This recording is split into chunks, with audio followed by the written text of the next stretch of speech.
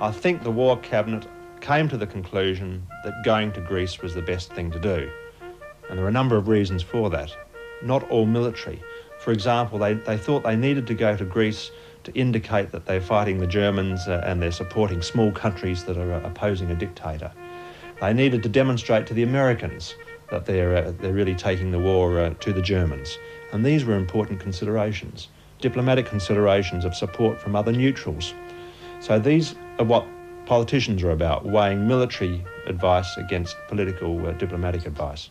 It began on the morning of the 20th May 1941, when Nazi Germany began an airborne invasion of Crete. Greek forces and other Allied forces, along with the Cretan civilians, defended the island. The Germans planned to capture Malame, a small village and military airport. There was debate over the concentration of forces there and the number to be deployed against other objectives, like the smaller airfields at Heraklion and Rethymno. When the Germans have captured the airfields, they can continue to overwhelm the Allies. No firm decision was made, so the Germans decided to compromise. They were to capture Malame first and then go for the smaller airfield.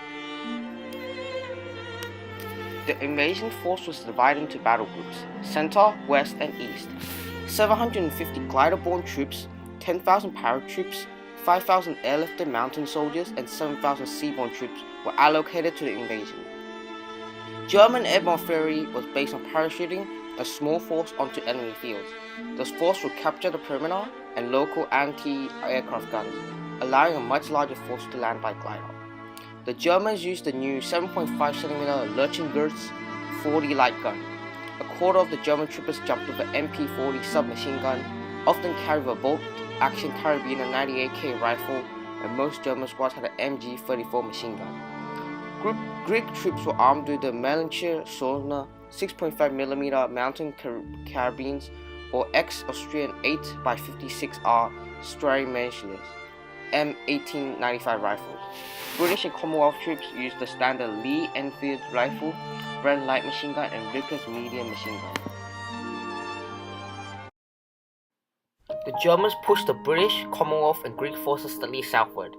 From 20th of May to the 1st of June, troops were embarked for Egypt, most being lifted from Sfakia on the south coast, where about 6,000 troops were rescued on the night of 29th of May.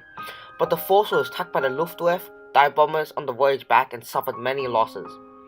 About 4,000 men were withdrawn from Heraclion on the night of 28th of May. On the night, 1,500 soldiers were taken away by 4 destroyers, and during the night of the 31st of May, another 4,000 men were lifted. About 18,600 men of the 32,000 British troops on the island were evacuated. 12,000 British and Dominion troops and thousands of Greeks were still on Crete when the island came under German control on June 1st. Colonel Campbell, the commander of Heraclion, was forced to surrender his contingent. Rethymno fell on the night of 30th May. On June 1, the remaining 5,000 defenders of Sfakia surrendered.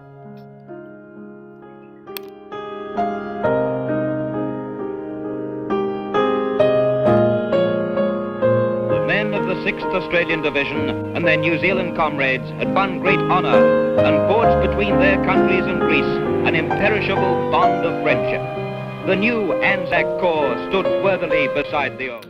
The Battle of Crete was so significant as it was the first occasion where the German troops encountered resistance from the civilian population, which initially surprised and later outraged them.